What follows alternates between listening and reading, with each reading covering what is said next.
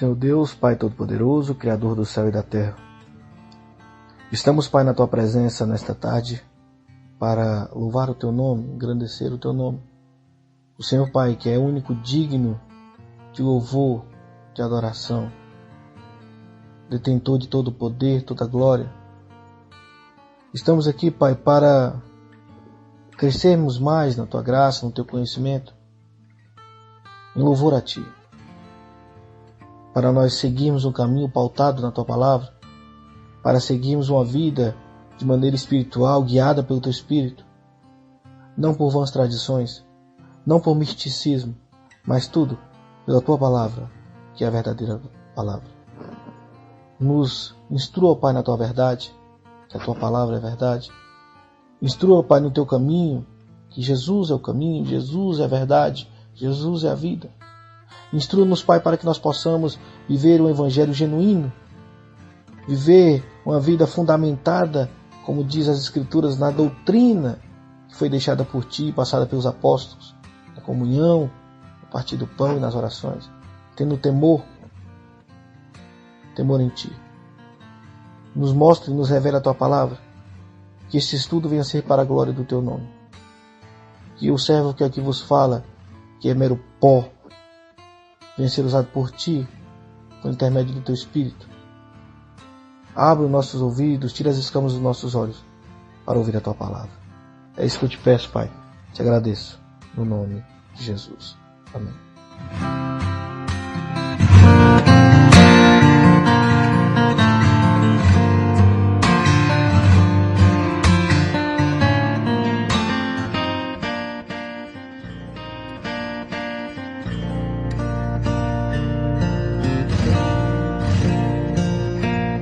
Você está ouvindo o programa Caminho e Verdade.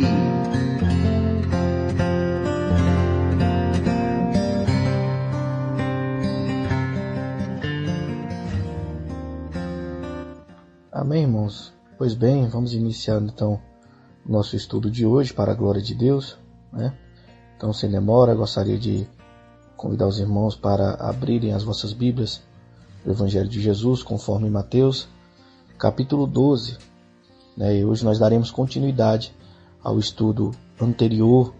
Eu peço perdão aos irmãos. Na segunda-feira passada eu não tive a possibilidade de fazer o estudo, fazer esse estudo da semana passada, por motivos pessoais, mas eu quero agradecer aos irmãos pela compreensão e vamos dar continuidade ao estudo de Mateus capítulo 12. O pastor Sidney Castro na semana passada colocou uma reprise, e Deus abençoe a vida do pastor, que sempre está nos ajudando aí na retaguarda, nos ajudando aí como pode, que Deus abençoe a vida do pastor. Então vamos dar continuidade ao estudo aí. Então eu convido os irmãos a abrirem as vossas Bíblias, Evangelho de Jesus conforme Mateus, capítulo 12. Evangelho de Jesus conforme Mateus, capítulo 12, versículos 33 aos 50. Vamos dar aí continuidade e, se Deus permitir, hoje finalizaremos o capítulo 12 do Evangelho de Jesus conforme Mateus.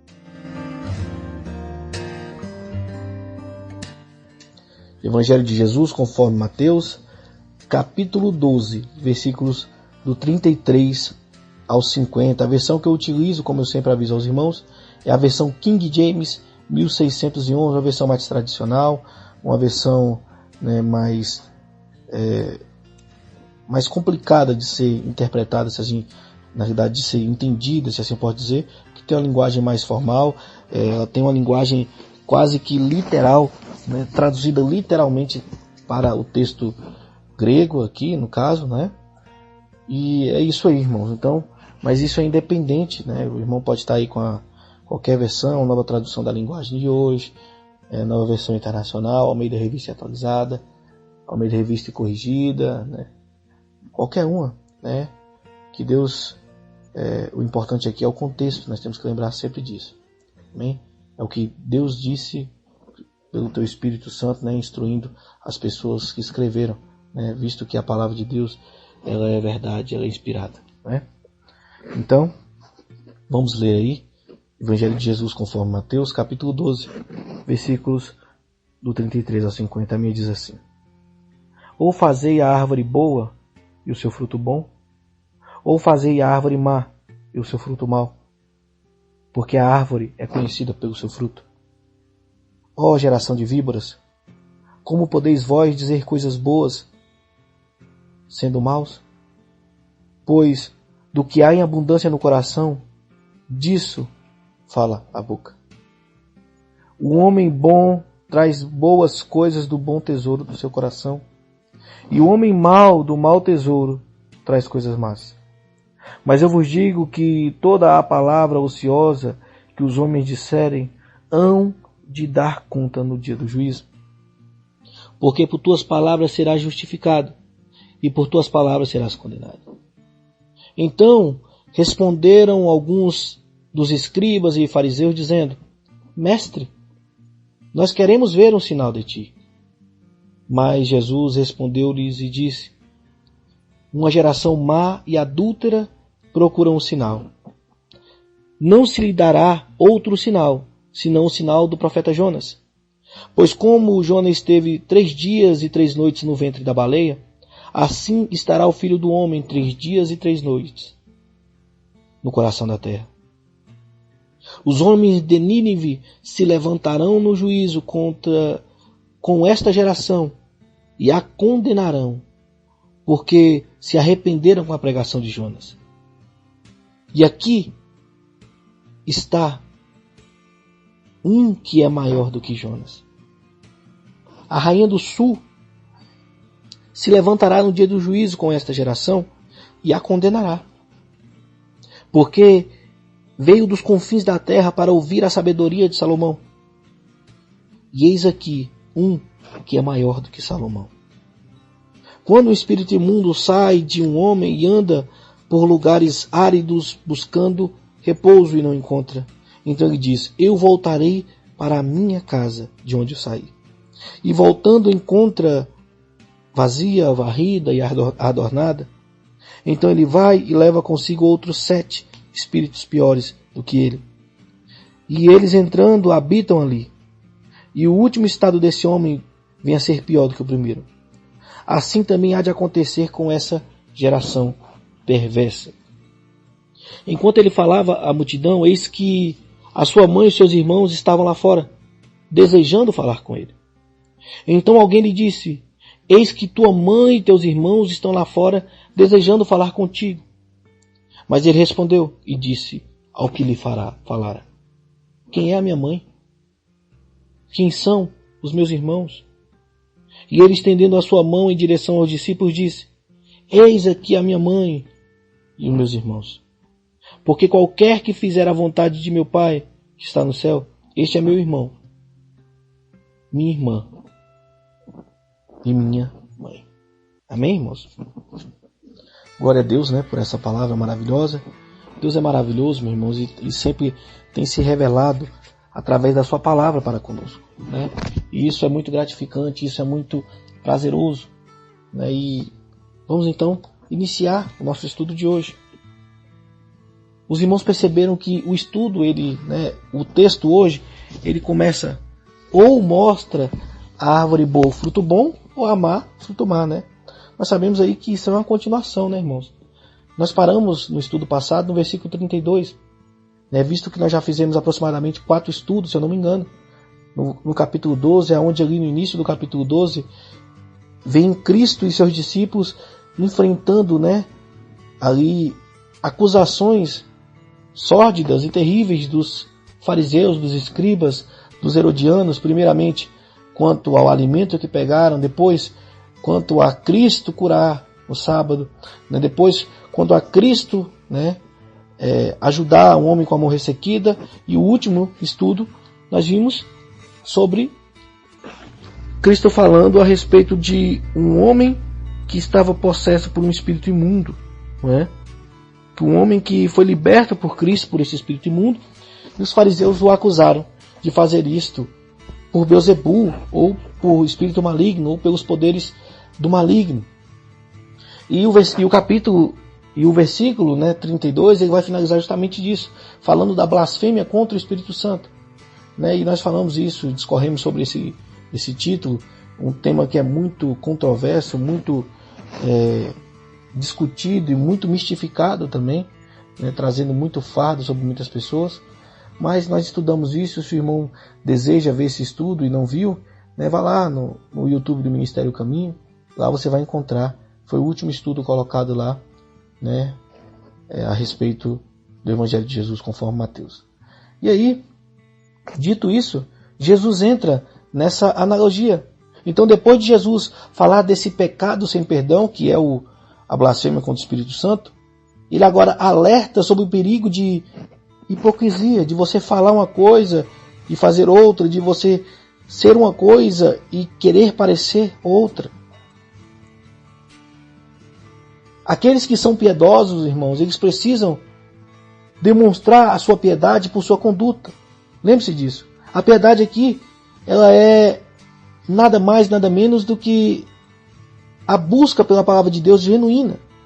A busca por seguir os seus preceitos genuínos. Esse é o conceito literal da palavra. A piedade aqui é aqueles que buscam fazer a vontade de Deus no seu contexto, de maneira correta, de maneira exata. Mas essa piedade, ela tem que andar em conjunto com a conduta. Não existe uma piedade somente externa. Não existe uma piedade somente de aparência. E eu discorrendo sobre esse texto, discorrendo aqui, estudando para estarmos juntos aqui hoje, fazendo esse estudo juntos, eu peguei aqui uma frase de William Hendrick, que ele vai dizer: o fruto e a árvore vão juntos, elas não podem se separar. Da mesma forma que a palavra, ela diagnostica o que o coração está dizendo. O coração se faz conhecido pelas palavras.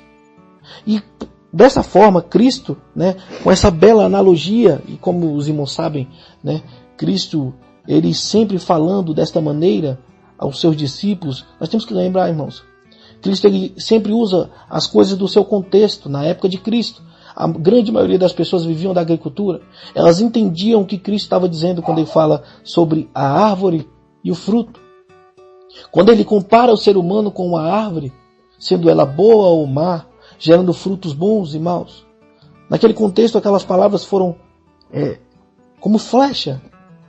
Por mais que hoje no nosso contexto muitas pessoas não entendem sobre raiz, sobre planta, sobre fruto, mas aquela pessoa que tem um mínimo de noção sobre fruta ou sobre planta, ele entende o que Jesus está dizendo aqui.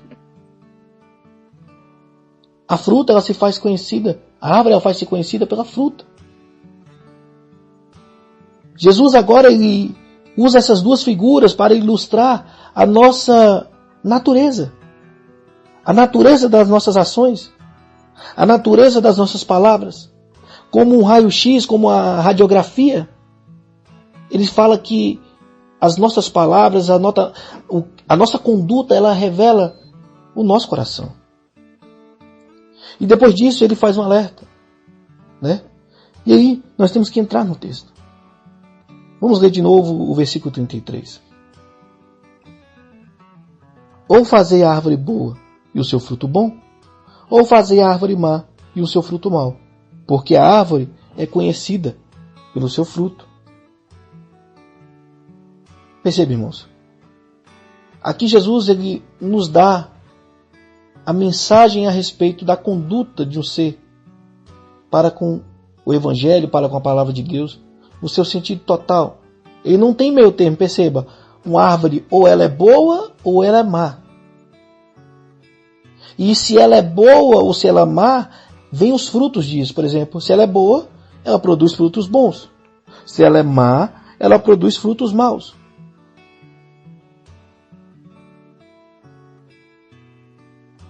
Como nós já vimos, não se pode colher figos de um espinheiro e nem tirar uvas de abrolhos.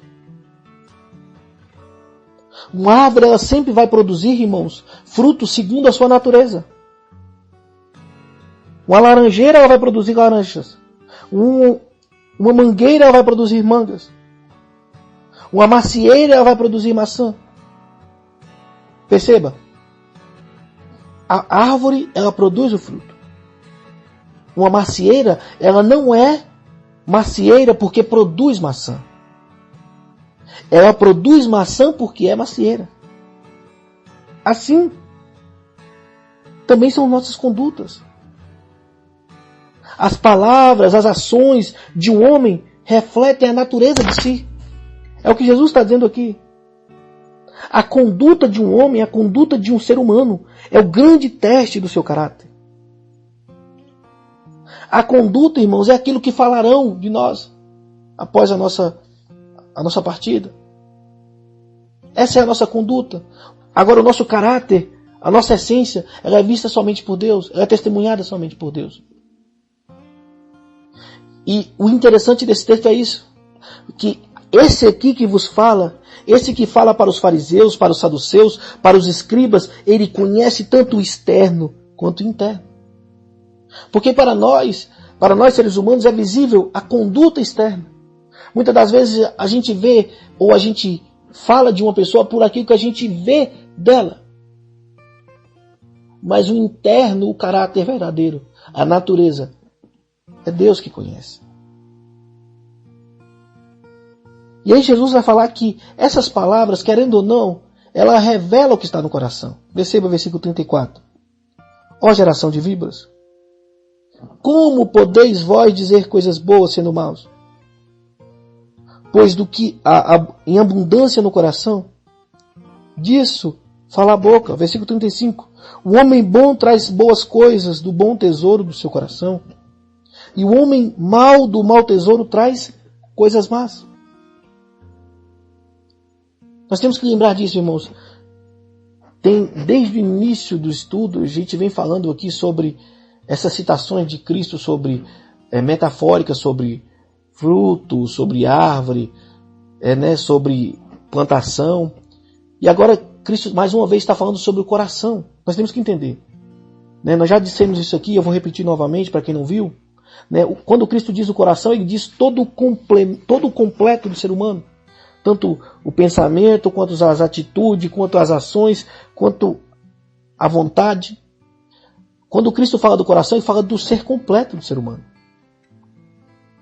Então, o coração de uma pessoa é como se fosse um reservatório, um armazém. É como um tesouro bom ou mau. E aqui ele vai dizer, o homem bom tira do seu bom tesouro, do seu coração, boas coisas, bom fruto. O homem bom tira bons tesouros do bom coração. O homem mau tira coisas más do mau coração. Da mesma forma, o homem tira do seu coração suas palavras. É isso que ele está dizendo. Pois a boca fala do que está cheio o coração. Então o que Jesus está dizendo aqui para os fariseus? Que tentar encobrir sujeira do coração com palavra bonita é hipocrisia.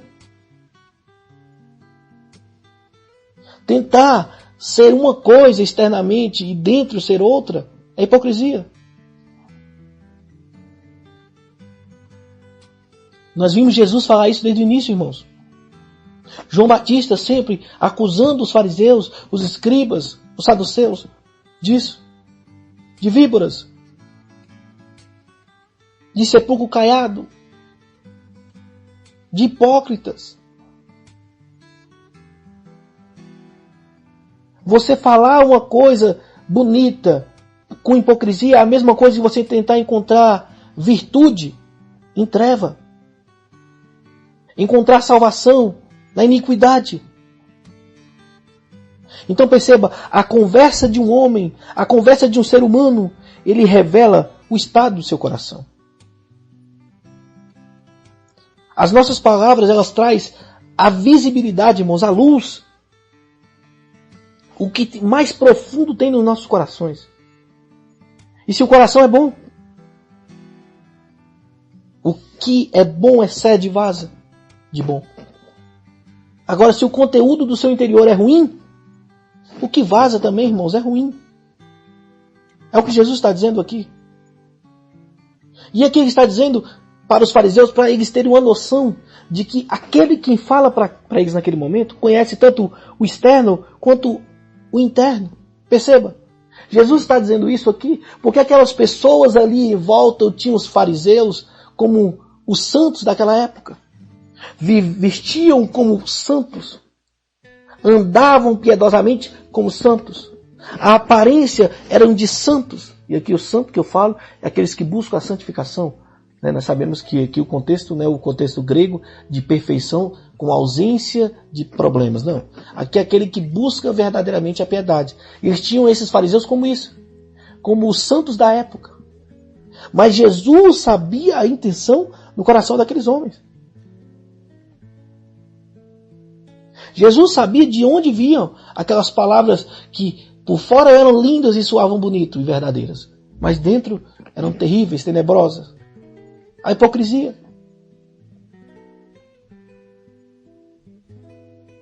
E ele está falando, olha, não adianta nada você falar coisa bonita, sendo que dentro de você existem coisas tórridas, horríveis.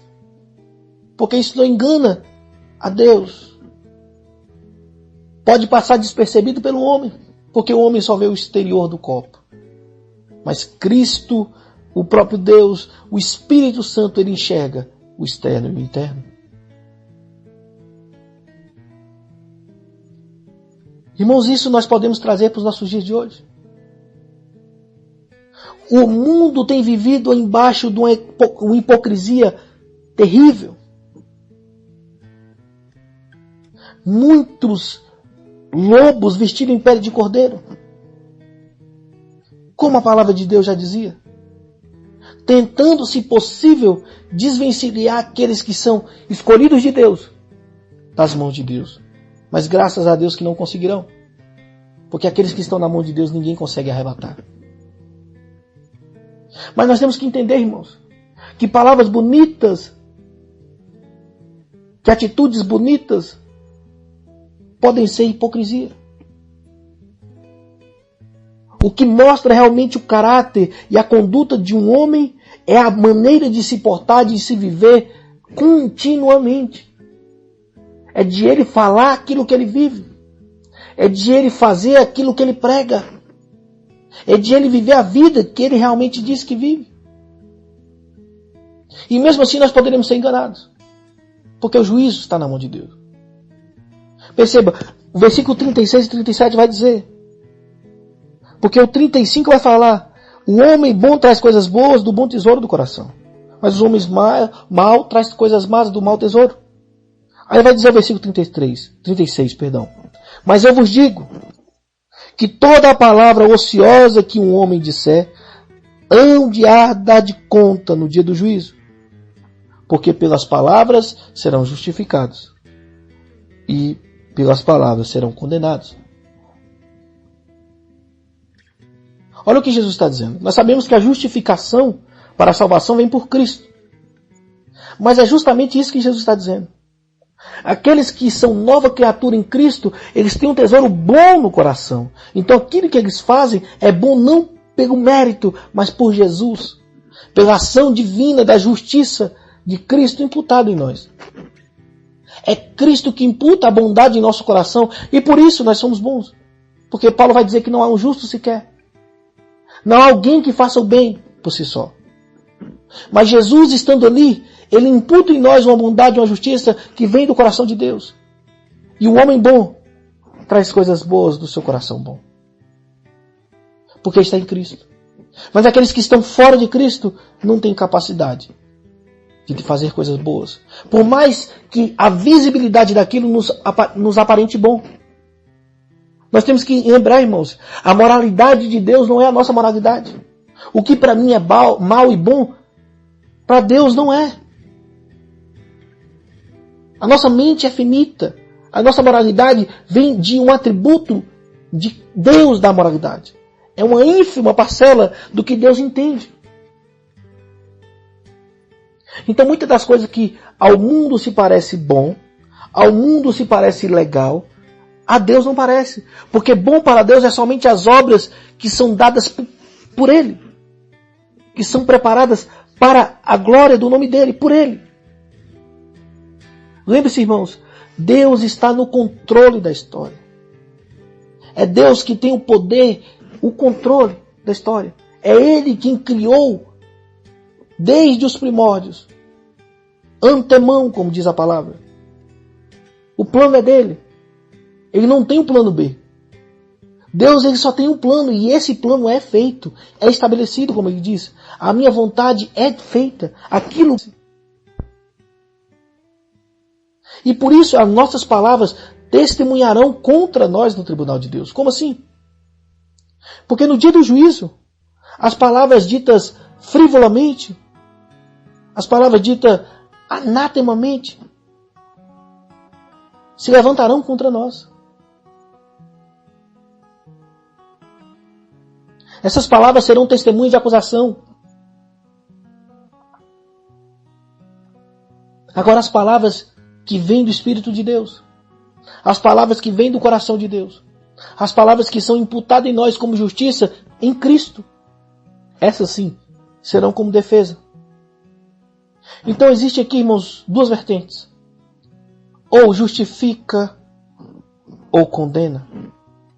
Lembre-se, a Bíblia vai dizer que a palavra ela não volta vazia. Ela sempre traz o seu sentido total.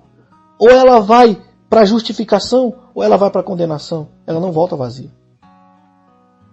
Provérbio 18, 21 vai dizer que as nossas palavras elas podem dar vida ou podem matar. Tiago vai falar da nossa língua, que tem poder de dirigir a nossa vida como um leme de um barco, como o freio de um cavalo. Da mesma forma que ela tem poder de levar a palavra de Deus e trazer irmãos à fé pela palavra, não pelas nossas palavras, mas pela palavra de Deus. Ela tem poder também de aplacar a vida de alguém, derrubar a índole, a moral.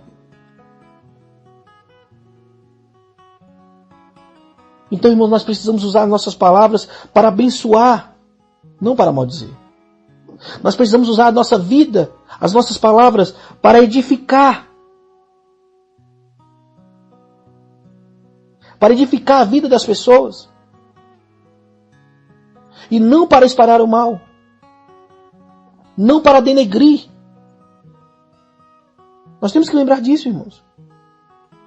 As nossas palavras têm que ser utilizadas para promover o bem. Para glorificar a Deus. Não para blasfemar contra o nome de Deus. É esse o texto, é esse o contexto daqui. É isso que Jesus está dizendo. As palavras darão testemunhos contra nós ou a favor de nós. Pelas palavras serão justificados e condenados. Perceba, você vai falar frutos bons é porque o seu coração está em Cristo e é bom. Não é o fruto ser bom por você, mas é por seu coração ser bom em Cristo, você falará coisas boas. É por isso que a palavra, ela justifica, porque ela mostra a sua natureza. Ela mostra a quem você serve.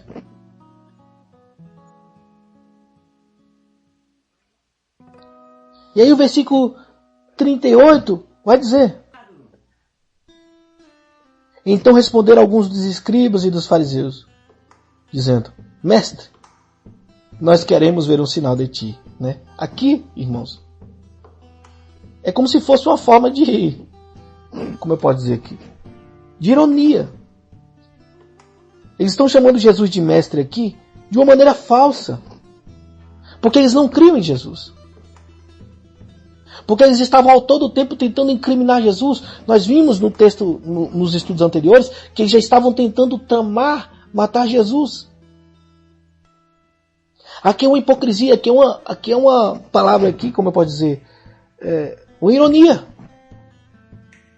Os escribas e os fariseus, eles ouviram os ensinamentos, eles viram milagres, mas a perversidade ainda estava no coração persistindo. Eles chamam Jesus de mestre e falam: nós queremos um sinal.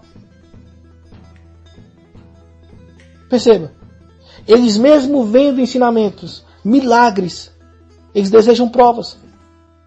Eles buscam evidência. Isso parece com o nosso cotidiano, irmãos? A nossa vida por si só já é um milagre. Nós levantarmos pela manhã e respirar é um milagre. Nós termos a nossa saúde, independente de como você está, isso já é um milagre por estar vivo.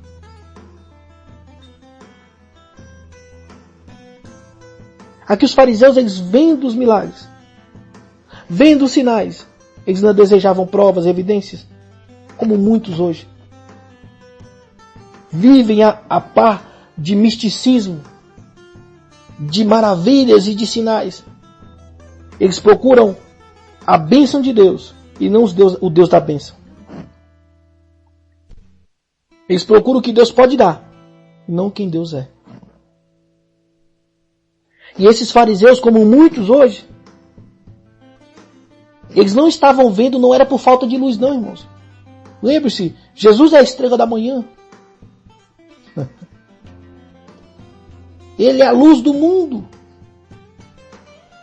Quem está nele jamais ficará em trevas.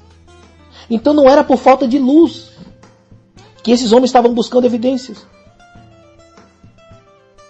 Mas é por cegueira. É porque o olho espiritual era cego. Percebe, irmãos? Esses homens estão perdendo a grande oportunidade de ouvir com os ouvidos da alma e ver com os olhos da fé. Muitos hoje, irmãos, no nosso dia a dia, têm perdido a oportunidade de ouvir a Deus com os ouvidos da alma e verem as suas ações pelos olhos da fé.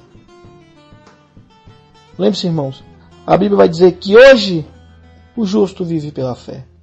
Que antes o justo viveu pela fé.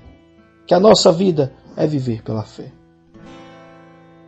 Naquele contexto, o Filho de Deus, Jesus, o Verbo encarnado, estava entre eles. Mas mesmo assim, eles ainda estavam agarrados à incredulidade. Naquela época, o Messias havia chegado.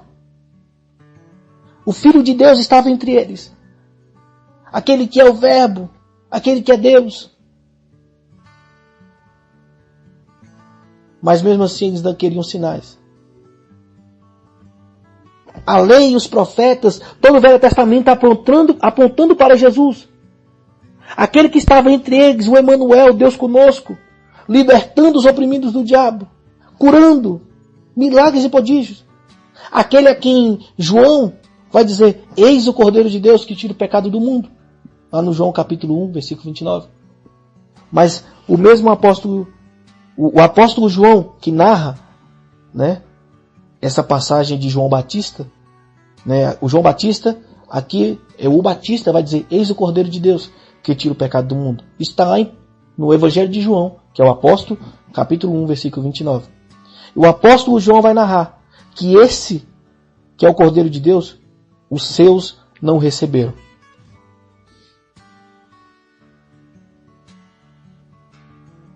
Percebe, irmãos, Jesus nesse capítulo 12, ele já tinha vindo de uma série de acontecimentos, de cura, de expulsão de demônios. E tudo isso para esses homens, para os fariseus, saduceus, escribas, não era legítimo, não era suficiente, não era divinamente suficiente para mostrar que aquele que estava ali era o Messias. Eles queriam um sinal do céu, era uma exigência. Mas Jesus sabe, irmãos, que essa exigência dos fariseus ali é somente um pretexto. Um pretexto para justificar a incredulidade, a cegueira espiritual. Porque Jesus já tinha curado, já tinha purificado, já tinha ressuscitado morto. Mas aqueles homens ainda tinham seus corações reféns da incredulidade. Ainda tinham seus corações reféns e endurecidos. Esses mesmos homens, irmãos, nós vamos ver lá na frente que quando Jesus estava no madeiro pendurado, eles vão dizer, desça da cruz e aí nós creremos nele. A todo tempo querendo sinais e prodígios. Irmãos, tem alguma coisa parecida com o nosso dia de hoje? Crentes que se dizem crer em Deus, que vivem à mercê de sinais. Eu determino, é agora que eu quero, é hoje. Como se Deus fosse o seu chofer. Como se Deus fosse o seu escravo. Agora quem determina é o homem, não é mais Deus. Agora, Deus só é Deus se Ele fizer milagre, prodígio. Ele não é Deus por quem Ele é. No mundo do sincretismo religioso, do misticismo, do legalismo e do liberalismo, os dois extremos, onde um diz que determina, o outro diz que não precisa fazer nada.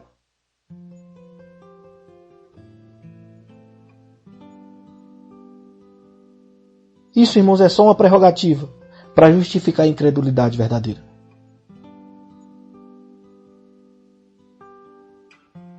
O problema dos fariseus, dos saduceus e dos escribas, quanto o problema de muitos hoje, não é evidência, porque Cristo, Ele é evidência suficiente. Mas o problema, irmãos, é a cegueira espiritual, que é incorrigível. E aí, nesse contexto, que eles pedem um sinal, Jesus usa 2 sinais.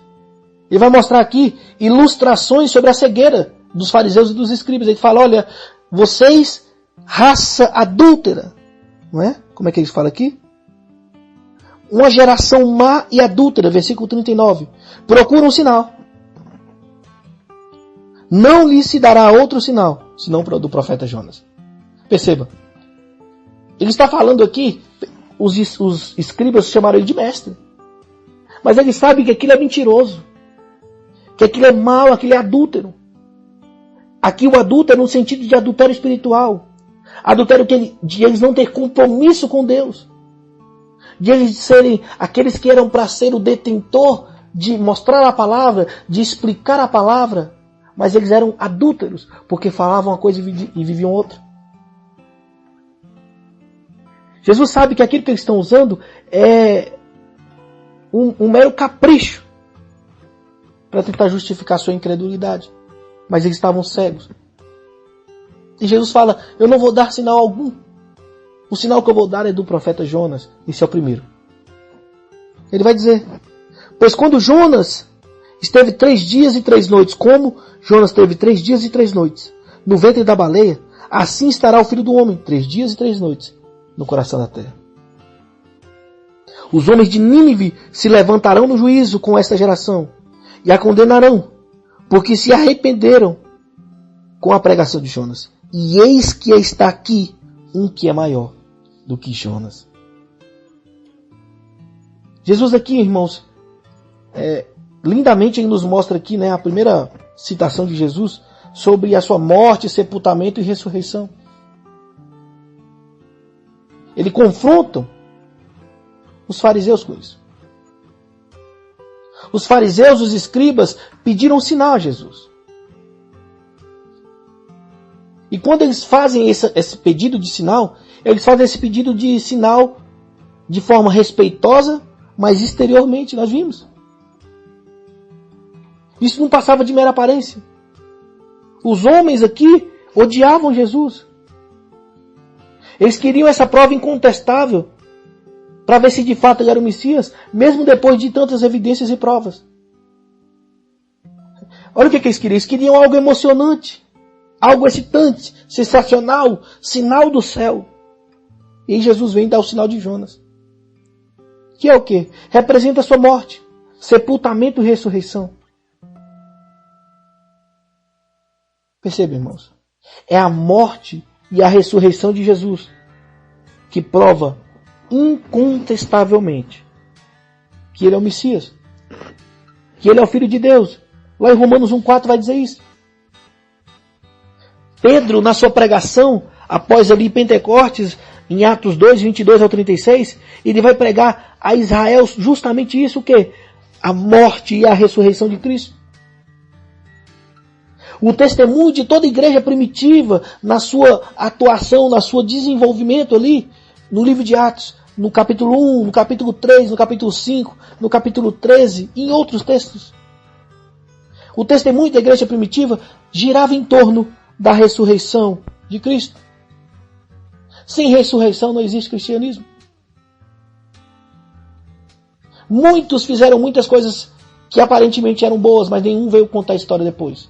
Mas o nosso Deus, ele fez, morreu e voltou, está vivo. Essa É a mensagem do Evangelho. Da mesma forma que Jonas saiu vivo do ventre da baleia e pregou, nosso Senhor ainda está vivo. Ele saiu vivo do coração da terra. Ele venceu a morte. Ó morte, onde está o seu aguilhão? Ele venceu o pecado. Somente Ele que tinha esse poder. Aquele que é 100% homem, 100% Deus. Aquele sem mancha, sem mácula, sem pecado. Aquele que é Deus sobre todas as coisas. O único capaz de ser o fim da lei, como diz Romanos. E aqui o fim é como o final, a finalidade, como o propósito final. Da mesma forma que Jonas era um milagre vivo, Jesus está vivo. E aí Jesus continua. Jonas foi um sinal para os ninivitas. Assim como Jesus é um sinal para a nossa geração. Da mesma forma que Jonas, ele teve esse processo para a pregação da palavra e para o arrependimento daquele povo, assim Jesus teve a pregação do seu evangelho, das suas boas novas, para o nosso arrependimento, para a nossa conversão, para a nossa credulidade em Cristo. Da mesma forma que Jonas passou no ventre daquele peixe 3 dias e 3 noites, Jesus também passou 3 dias e 3 noites no ventre da terra. E essa é a evidência, irmãos, mais eloquente que Jesus é o Messias. Não eram aqueles sinais, não eram aqueles milagres, não eram aquelas ressurreições de mortos, não era aquela cura da mão ressequida, ou da mulher do fluxo de sangue, ou de outros, ou expulsão de demônio, não. O mais espetacular estava não na sua morte também,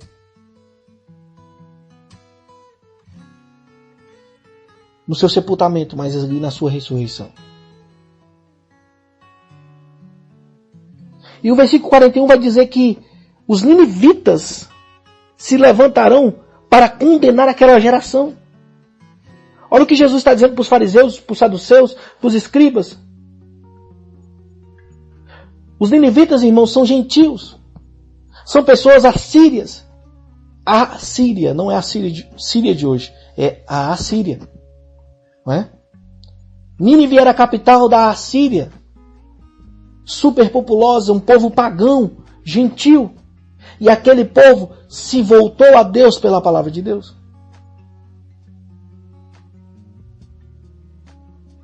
O povo ouviu a Deus através de Jonas e se arrependeu. Mas os fariseus, os escribas e muitos não os receberam. Não recebeu Jesus. E Jesus está dizendo que ele é maior do que Jonas. E ele sendo maior que Jonas, aquela geração não ouviu a ele. Permaneceu incrédula. Permaneceu perversa.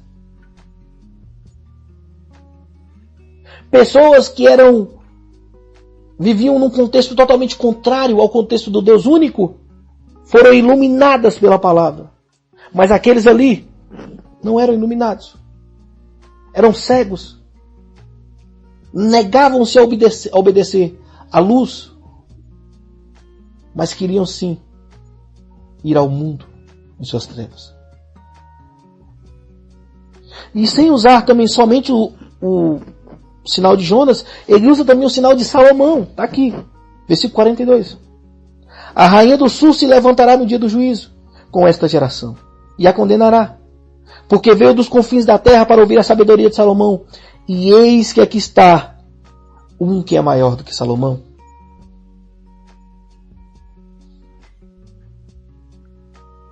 A sabedoria de Salomão aqui é comparada com a sabedoria de Jesus.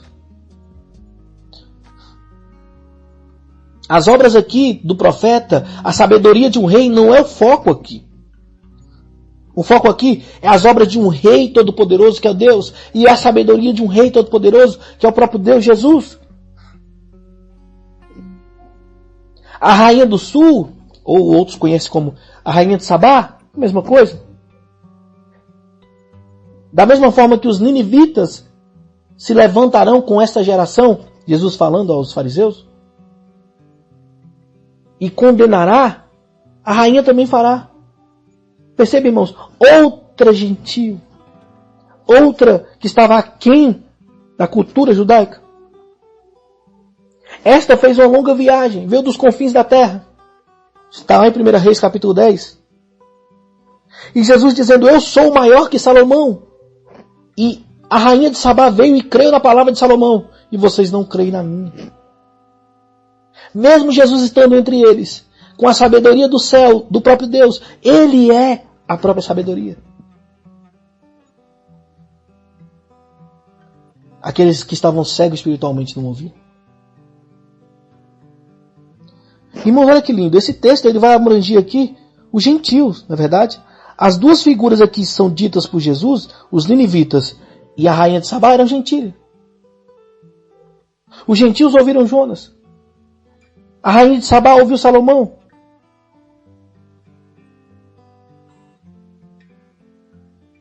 Jesus está mostrando aqui que o seu ministério ele não ficou naquele contexto somente. E desde o primórdio, como ele diz a Abraão, Abraão, em ti serão abençoadas todas as nações da terra. A separação do povo judeu foi para que viesse aquele Salvador.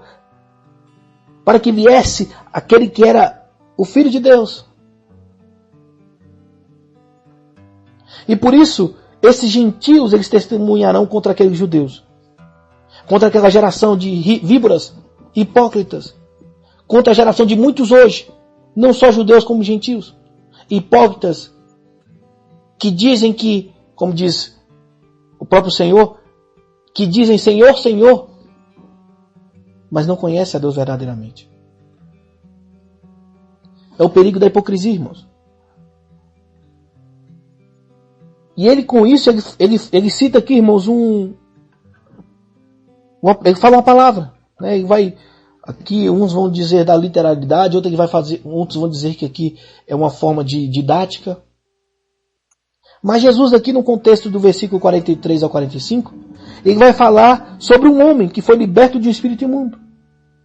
Mas ele, liberto desse espírito, deixou de se comprometer com Deus. Perceba, versículos 43 ao 45. Quando o espírito imundo sai de um homem e anda por lugares áridos, buscando repouso, e não encontra, então ele diz, eu vou voltar para a minha casa, de onde eu saí. E voltando encontra vazia, adornada e varrida. E ele vai e leva consigo outros 7 espíritos piores. E entrando, habitam ali. E o último estado desse homem vem ser pior do que o primeiro. Assim também há de acontecer com essa geração perversa. Perceba. Jesus está falando aqui, né, fazendo uma analogia entre este homem e a geração. Perceba, o ponto-chave aqui, irmãos, é que o demônio que sai daquele homem chama a casa de minha casa. Perceba, ali em nenhum momento Jesus está dizendo que o Espírito Santo estava naquele homem. Não. Efésios capítulo 4, versículo 30 vai dizer que as pessoas, os que são de Deus, são selados com o Espírito Santo. Se você crê que Deus é onisciente, onipresente, onipotente, se você crê que Deus ele tem seguro os seus na sua mão, como ele disse, como diz Jesus, jamais arrebatarão da minha mão aqueles a quem o Pai me der. Você crê que é selado com o Espírito Santo. Muitos hoje não entendem o que é selo, né? É uma espécie de ferro líquido que era colocado no lugar, ou até em cartas, né, ouro, para mostrar que aquilo era pertencido a alguém, pertencia. Aquilo é pertencente a alguém. E aqueles que são de Deus são selados com o Espírito Santo. Mas aqui, nesse texto, o espírito maligno, o demônio, vai dizer, minha casa. Perceba, o demônio, ele sai dali, mas o Espírito Santo nunca esteve. Nunca entrou. A vida ela podia se tornar melhor porque o espírito maligno saiu. Mas ela não teve transformação. E por não ter transformação, aquele espírito imundo, aquele demônio que saiu da sua casa, ele viu ela vazia, varrida, ornamentada. Como assim? Quer dizer que aparentemente estava limpa, mas não estava habitada. E aí Jesus traz a analogia de ele voltar com outros 7.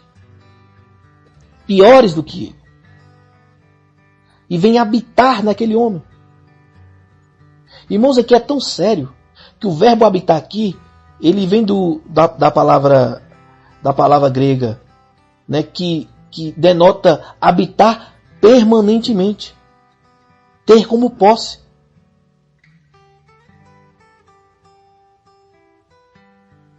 A palavra katoichei, traduzida por habitar, significa se estabelecer, viver permanentemente. E aqui eu abro um parênteses para falar do nosso cotidiano, da nossa vida.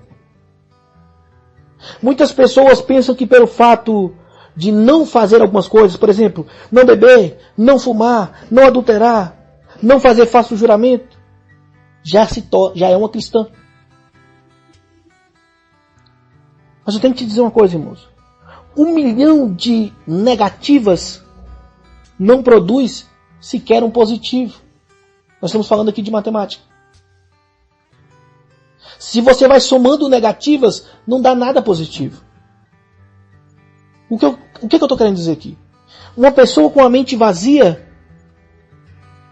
ela não está sendo positiva no sentido espiritual. Nós estamos falando aqui de questões espirituais. E nas questões espirituais, você não avançar significa retroceder.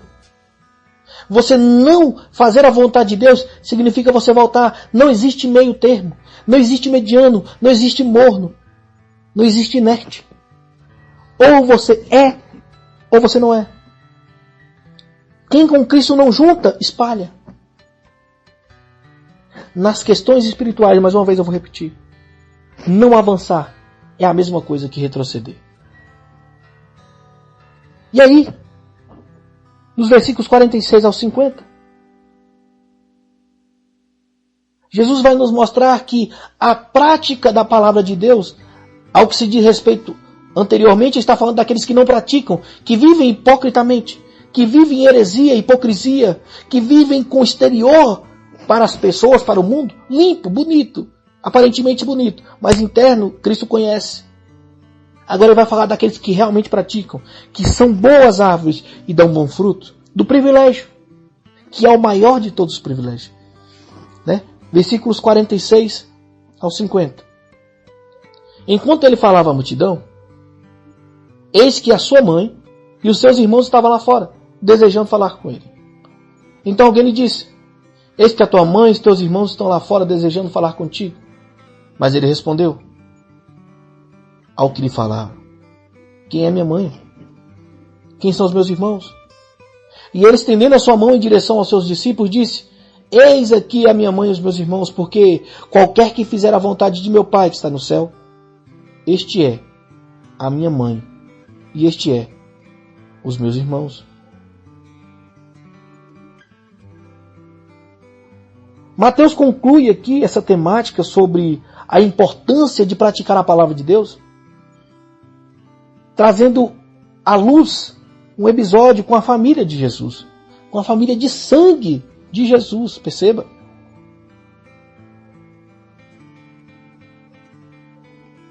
Satanás, irmãos, ele não se importa de nós aprendermos verdade bíblica.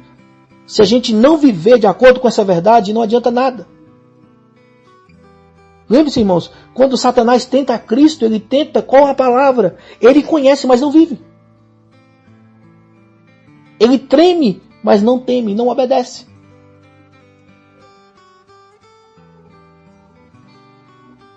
A verdade que permanece na mente, ela não pode ser apenas acadêmica, ela não pode ser apenas conhecimento, mas ela tem que se tornar sabedoria e vivência para chegar no coração, praticar pela vontade.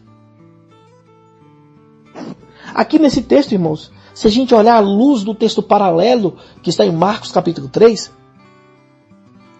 vai mostrar que os seus não o quiseram, o rejeitaram Jesus. Os seus aqui eram familiares, os próprios parentes, a própria parentela. A família de Jesus, de sangue, falhou em entender a missão e a mensagem de Jesus. Em Marcos capítulo 3, lá nos versículos 20, 21 e 22, vai mostrar que a família de Jesus estava preocupada com ele. Estava preocupada com o bem-estar dele. Alguns dos amigos de Jesus, como diz Marcos capítulo 3, vai dizer que ele estava fora de si, por conta daquele episódio da expulsão do demônio, do embate contra os fariseus, pelo período de sábado. E naquela ocasião, daquela pregação, daquela sinagoga que eles estavam, tinha muita gente na porta. E estava fazendo uma espécie de isolamento, não é? E a família, como diz, vai citar bem mais explicitamente em Marcos, não pôde se aproximar. Então mandaram um recado para que Cristo soubesse que eles estavam lá fora e queriam vê-lo. Aqui eu gostaria de abrir um parênteses, né? Aqui é um texto bastante conturbado. Muitos vão dizer que esses parentes não eram irmãos, eram primos, porque vão defender, né, a virgindade perpétua de Maria. Eu não quero entrar nesse mérito aqui dessa doutrina, mas o texto é claro, irmãos. Não existe mérito naquela época e até hoje de um casamento sem filhos, de uma esposa não estar com seu marido. Naquele contexto era obrigação. Nós sabemos que Cristo ele veio do nascimento virginal para que se cumprisse a profecia de Isaías e tantas outras, para que ele viesse sem pecado, para que ele pudesse ser o justificador perfeito.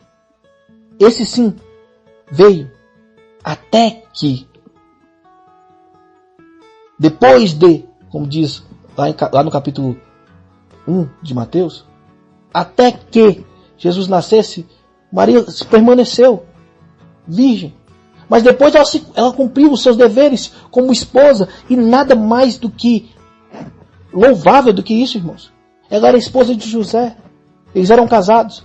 E um casamento saudável tem sim a sua conjunção, tem sim os seus filhos. E aqui o texto é claro.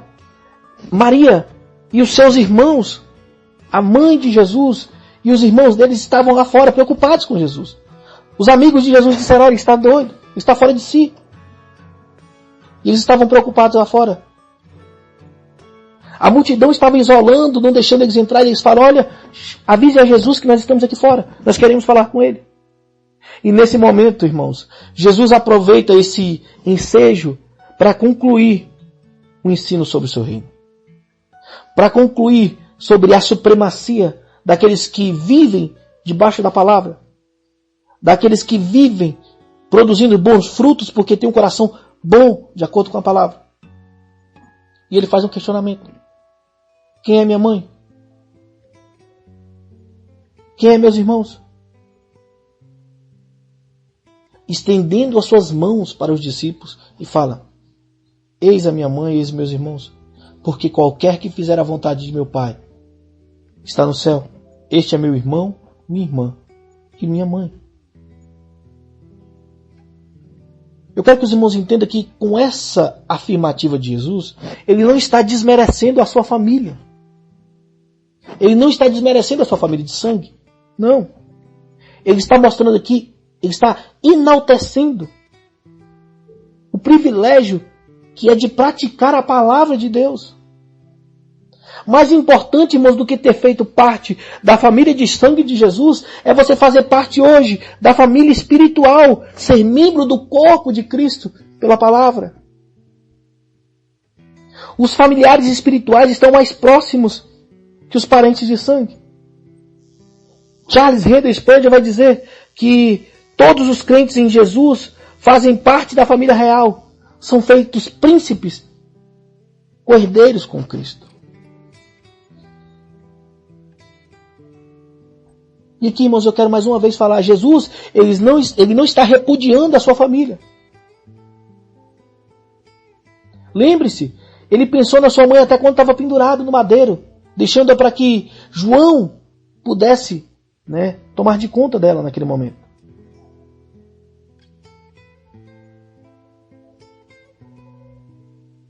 Agora, o que ele está querendo dizer aqui é que o nosso dever para com a palavra, para com o reino de Deus, ele tem que preceder. Ele tem que anteceder sobre todas as outras coisas. Os laços espirituais, como diz William Hendricks, são muito mais importantes do que os laços físicos, os laços sanguíneos. Quem é minha mãe? Quem são os meus irmãos? Apontando para os discípulos, ele diz: esses são minhas mães e meus irmãos. Porque qualquer um que cumprir a palavra do meu Pai que está no céu, que viver a palavra do meu Pai que está no céu, esse sim é minha mãe, esse sim é os meus irmãos.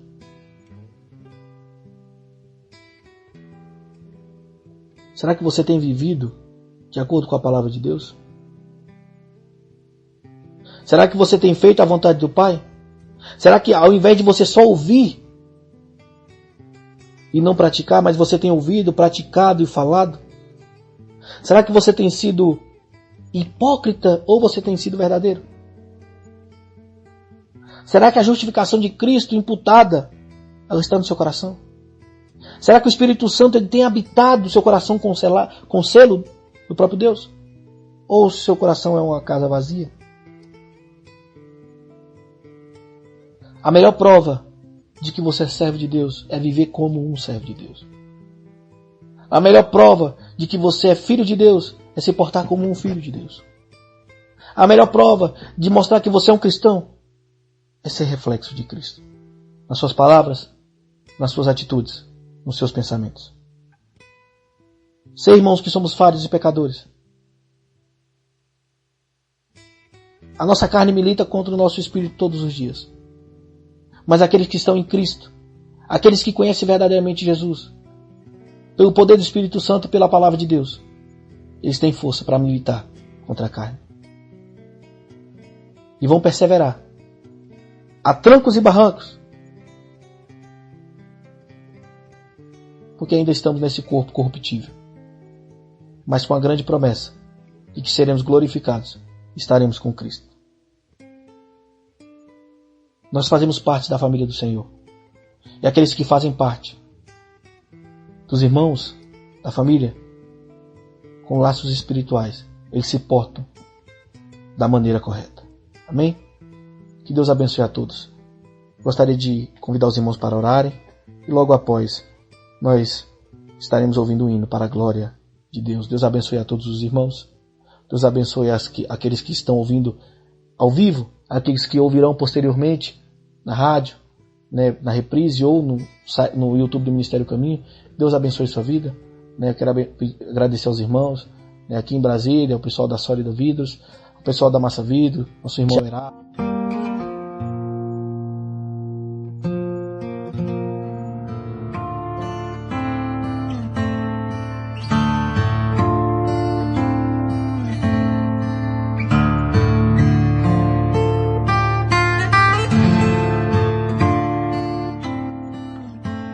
Deus Todo-Poderoso, Pai Misericordioso, mais uma vez, Pai, estamos na Tua presença para Te agradecer, ser grato a Ti, ser grato, Pai, pela Tua palavra, ser grato, Pai, pela vida que nos deste, ser grato, Pai, pelas dádivas de ouvir e de crer na Tua palavra, de viver e crer em Ti. Deus, ser conosco todos os dias. Pai, nos guie na Tua palavra. Abre os nossos ouvidos, os nossos olhos, que nós possamos crer em Ti de maneira verdadeira, crer em Ti de maneira correta, crer em Ti, Pai, não com um estereótipo mentiroso, tradições, misticismo, não buscando privilégios e vantagens, não buscando sinais, mas vivendo em Ti, pelo Teu amor, pela fé em Ti, pela Tua verdade. Nos guie, Pai, nas veredas da Tua justiça. Nos mantenha no Teu caminho. Segure nas nossas mãos. Nos guie, Pai, para a Tua verdade. Esteja conosco, Pai, livre-nos de todo mal, do homem e da mulher do coração enganoso, principalmente de nós mesmos, que somos enganosos, falhos e pecadores. Nos dê uma semana abençoada debaixo das Tuas mãos potentes. Essa semana que iniciou ontem, muitos já estiveram nas suas igrejas, que iniciou com pontapé inicial, cultuando a Ti. E hoje, a segunda, nós possamos estar debaixo das tuas mãos potentes. Livra-nos, Pai, de todo o laço do inimigo, de tudo que não provém de ti. Obrigado, Pai, por tudo. Que seja feita a tua vontade em nossas vidas. Que nós possamos entender a tua vontade e se conformar com a tua vontade. É isso que eu te peço e te agradeço. Sê conosco. O Senhor conhece o desejo do coração de cada um dos irmãos que estão ouvindo agora. Mas ainda mais do que o desejo, a necessidade. Seja feita a tua vontade. É isso que eu te peço e te agradeço. No nome de Jesus. Amém, amém e amém. Deus abençoe a todos os irmãos e até a próxima segunda, se assim Deus permitir. Fique na paz. Graça e paz.